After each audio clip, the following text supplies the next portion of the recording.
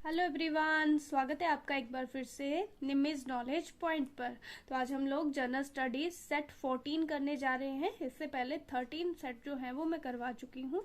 MCQ form में ये सारे क्वेश्चन हैं और आप किसी भी कॉम्पिटिटिव एग्जाम की अगर तैयारी कर रहे हैं तो ये आप लोगों के लिए बहुत इंपॉर्टेंट है, तो आप इनको ज़रूर देख कर जाएँ। तो स्टार्ट करते हैं। अगर वीडियो अच्छी लगेगी तो वीडियो को लाइक ज़रूर करें और अगर चैनल पर नए हैं तो चैनल को सब्सक्राइब करें। फर्स्ट क्वेश्चन है, निम्न में से कौन सी नदी एक दरार घाटी से होकर बहती है? ठीक है, ब्रंश घाटी जिसको हम बोलते हैं, रिफ्ट वैली। ठीक है, तो रिफ्ट वैली से कौन सी नदी बहती है? गोदावरी, नर्मदा, कृष्णा, महानदी। तो गोदावरी, नर्मदा और महानदी ये तो रिफ्ट वैली से नहीं बहती है। ठीक है, कौन सी नदी जो है वो रिफ्ट वैली से बहती है? तो नर्मदा नदी। रिफ्ट वैली क्या होती है? जैसे कि दो पर्वत है, ठीक है, और उनमें से बहकर एक ये नदी जा रही है। ठीक है, ये दो पर्वत है, इनको हम ब्लॉक माउंटेन्स बोलेंगे। ठीक है, दो पर्वत है, इनको हम ब्लॉक माउंटेन्स बोलेंगे। बीच से नदी जा रही है, ठीक है, जो कि अपनी घाटी को गहरा करती रहती है। ठीक है, तो ये जो है नर्मदा नदी इसी तरह से बहती है। ठीक है, इस तरफ विंध्य पर्वत है, ठीक है, और इस तरफ है सतपुड़ा पर्वत।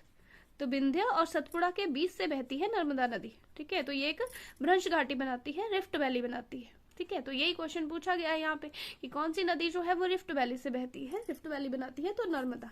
ठीक है, नर्मदा नदी। और एक और चीज याद रखनी है, ये पश्चिम से पूर्व की तरफ को पूर्व से पश्चिम की तरफ को बहती है। ठीक है, ये नदी पूर्व से पश्चिम की तरफ को बहती है, ये भी आपको याद रखना है। ठीक है, ये अरब सागर में गिरती है, खंपात की खाड़ी में जो है ये जल गिराती है। तो ये भी आपको याद रखना है। ये भी पूछा जाता है कि कौन सी नदियां हैं पूर्व से पश्चिम बहती हैं। ठीक है, पूर्व से पश्चिम कौन कौन सी नदियां बहती हैं? तो नर्मदा है, ताप्ती है। ठीक है, ये नदियां जो हैं ये, इसके अलावा साबरमती और माही। ठीक है, तो ये नदियां जो हैं ये इधर अरब सागर में अपना जल गिराती हैं। ठीक है, इसलिए इनको उल्टा बहने वाली नदियां भी बोलते हैं, या पूर्व से पश्चिम बहने वाली नदियां भी इनको बोलते हैं। ठीक है, तो नर्मदा नदी जो है वो रिफ्ट वैली से बहती है, ये आपको याद रखना है। नेक्स्ट क्वेश्चन है, रेशम के कीड़े खाते हैं। रेशम के कीड़े, जब रेशम के कीड़ों का पालन किया जाता है, क्या खिलाया जाता है, क्या खाते क्या है रेशम के कीड़े, ये पूछा गया है। क्या वो तुलसी की पत्तियां खाते हैं, या गुलाब की पत्तियां खाते हैं, शहतूत की पत्तियां खाते हैं, या इनमें से कोई नहीं? ठीक है, तो जो रेशम के कीड़े हैं वो शहतूत की पत्तियां खाते हैं। ठीक है, शहतूत की पत्तियां, मलबरी लीव्स। ठीक है, तो ये भी आपको याद रखना है। नेक्स्ट है, किसने दिल्ली सल्तनत के दरबार में सिजदा और पावोस को व्यवहार में लागू किया था? सिजदा और पावोस एक प्रथा थी, ठीक है, जो किसके द्वारा स्टार्ट की गई थी? ये प्रथा जो है ये बलबन के द्वारा स्टार्ट की गई थी। ठीक है, बलबन के द्वारा ये स्टार्ट की गई थी। सिजदा क्या था? सिजदा था घुटनों के बल बैठकर सुल्तान के सामने सिर झुकाना। ठीक है, मतलब अपनी प्रतिष्ठा को बढ़ाने के लिए ना ये स्टार्ट किया था बलबन ने। ठीक है, तो इसमें दो तरीके से जो है वो सुल्तान का अभिवादन किया जाता था। ठीक है, सुल्तान का अभिवादन दो तरीके से, एक था सिजदा। सिजदा में क्या करना होता था? घुटनों के बल बैठकर सुल्तान के सामने आपको सिर झुकाना था। और एक था पायवोस। पायवोस में क्या था? पेट के बल लेट कर सुल्तान के पैरों को चूमना। ठीक है, पायवोस क्या था? पेट के बल लेट कर सुल्तान के पैरों को चूमना। ठीक है, तो ये जो है ये स्टार्ट किसने किया था? ये बलबन ने स्टार्ट किया था, ये आपको याद रखना है। नेक्स्ट क्वेश्चन है, किसने अपने राजमहल के बाहर आगरा में एक इंसाफ की चेन स्थापित की थी जिसे जंजीर ए आदिल कहा जाता था? ठीक है, तो किसने जो है ये जंजीर आदिल अपने मतलब राजमहल के बाहर जो है लगाई थी? तो ये था जहांगीर। ठीक है, जहांगीर, ये आपको याद रखना है। इसने राज्य की जो जनता थी ना उसको न्याय दिलाने के लिए क्या किया था? एक सोने की जंजीर लगाई थी जिसे जंजीर आदिल बोलते थे।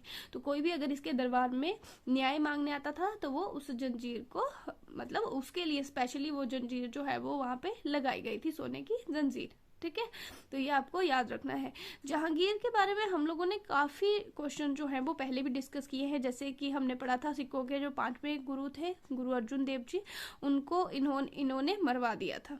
ठीक है, ये हमने इसके बारे में पढ़ा था। इसके अलावा हमने तुजुक ए जहांगीरी, इनकी जो आत्मकथा है, ठीक है, इनकी आत्मकथा का नाम है तुजुक ए जहांगीरी। तुजुक ए जहांगीरी। ठीक है, तो इसके बारे में भी हमने पढ़ा था कि इन्होंने अपनी जो आत्मकथा है वो तुजुक ए जहांगीरी वो फारसी भाषा में लिखी है। ठीक है, तो ये भी आपको याद रखना है। और जो अंग्रेज थे हॉकिंस, वो भी इनके दरबार में आए थे, जिनको इन्होंने 400 का मनसब दिया था और इंग्लिश खां की उपाधि दी थी। कैप्टन हॉकिंस, ठीक है, कैप्टन हॉकिंस जो पहले अंग्रेज थे जो इनके जहांगीर के टाइम पे भारत आए थे, ठीक है, और जहांगीर ने इनसे खुश होकर इनको इंग्लिश खान की उपाधि दी थी और 400 का मनसब जो है वो इनको दिया था, ठीक है। तो ये चीजें आपको इसके बारे में याद रखनी है। नेक्स्ट है किस बजट में व्यय, जिस बजट में व्यय की तुलना में आय अधिक होती है कहलाता है।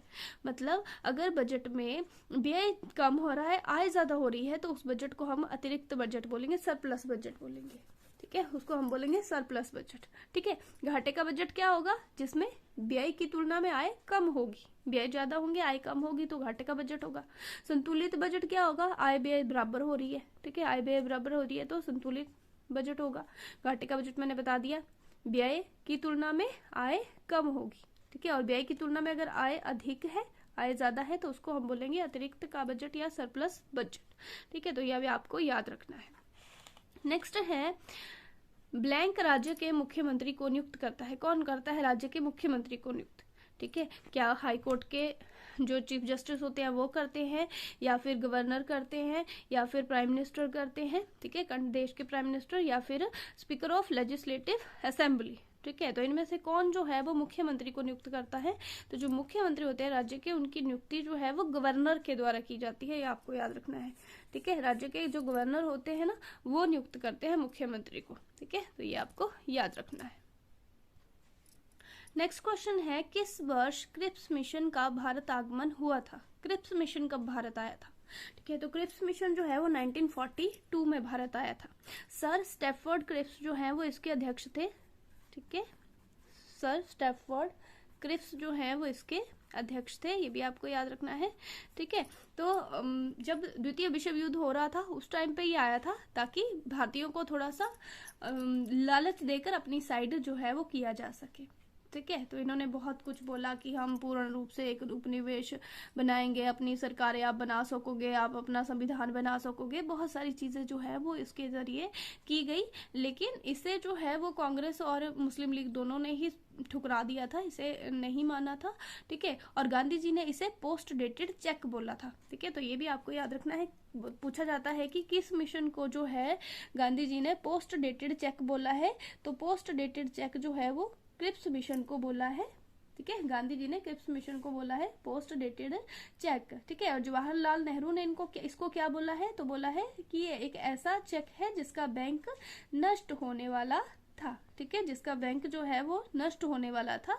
ये जो चीज है ये जवाहरलाल नेहरू ने फिर बाद में इसमें जोड़ी थी। मतलब महात्मा गांधी जी ने इसको पोस्ट डेटेड चेक बोला था और जवाहरलाल नेहरू जी ने उसमें जोड़ा था कि ये एक ऐसा चेक है जिसका बैंक जो है वो नष्ट होने वाला था, ठीक है। तो ये आपको याद रखना है। नेक्स्ट है तो सोंगमो झील जो है या फिर चंगू झील जो है ये कहाँ स्थित है, ठीक है। तो ये एक टूरिस्ट प्लेस है, ठीक है, झील है, यहाँ पर बहुत सारे घूमने भी जाते हैं लोग। तो ये जो है ये सिक्किम में है, ठीक है, सिक्किम में, ये आपको याद रखना है। नेक्स्ट है राष्ट्रीय किसान दिवस किस राष्ट्रीय नेता के जन्म दिवस के अवसर पर मनाया जाता है, ठीक है। तो राष्ट्रीय किसान दिवस जो है वो आपको याद रखना है, ये 23 दिसंबर को मनाया जाता है, ठीक है, 23 दिसंबर को, 23 दिसंबर को जो है ये मनाया जाता है। ये जो हमारे फॉर्मर प्राइम मिनिस्टर रह चुके हैं चौधरी चरण सिंह, ठीक है, इनको किसानों का मसीहा भी बोला जाता था। चौधरी चरण सिंह को किसानों का मसीहा भी बोला जाता था। तो चौधरी चरण सिंह जो है इन्हीं के जन्म दिवस के ऊपर जो है वो 23 दिसंबर को हम लोग राष्ट्रीय किसान दिवस जो है वो मनाते हैं, ठीक है। तो ये आपको याद रखना है। नेक्स्ट है दक्षिण एशियाई क्षेत्रीय सहयोग संगठन, ठीक है, जो कि है SAARC, south Asian association for regional corporation, ठीक है, cooperation, south Asian association for regional cooperation, ये आपको याद रखना है, दक्षिणी एशियाई क्षेत्रीय सहयोग संगठन, ठीक है। तो इसकी स्थापना पूछी गई है, इसकी स्थापना कब हुई है, 1984, 1986, 1985 या 1987। तो 1985 जो है वो इसकी स्थापना हुई है, ठीक है, आपको याद रखना है। 8 दिसंबर 1985 को जो है वो इसकी स्थापना हुई थी। इसकी स्थापना ढाका में हुई थी, बांग्लादेश में, ठीक है। बट इसका हेडक्वार्टर अगर आपसे पूछा जाए तो वो काठमांडू नेपाल में, ठीक है, काठमांडू काठमांडू नेपाल में है।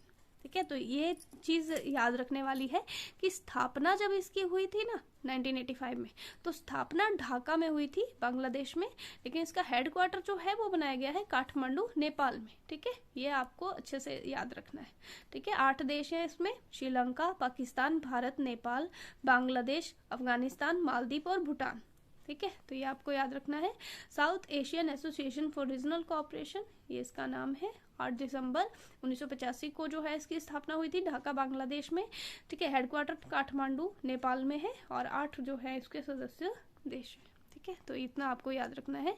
तो ये थे आज के क्वेश्चन। अगर आपको वीडियो अच्छी लगी है प्लीज़ वीडियो को लाइक करें, ज़्यादा से ज़्यादा अपने फ्रेंड्स के साथ शेयर करें, और अगर चैनल पर नए हैं तो चैनल को सब्सक्राइब ज़रूर करें। Thank you.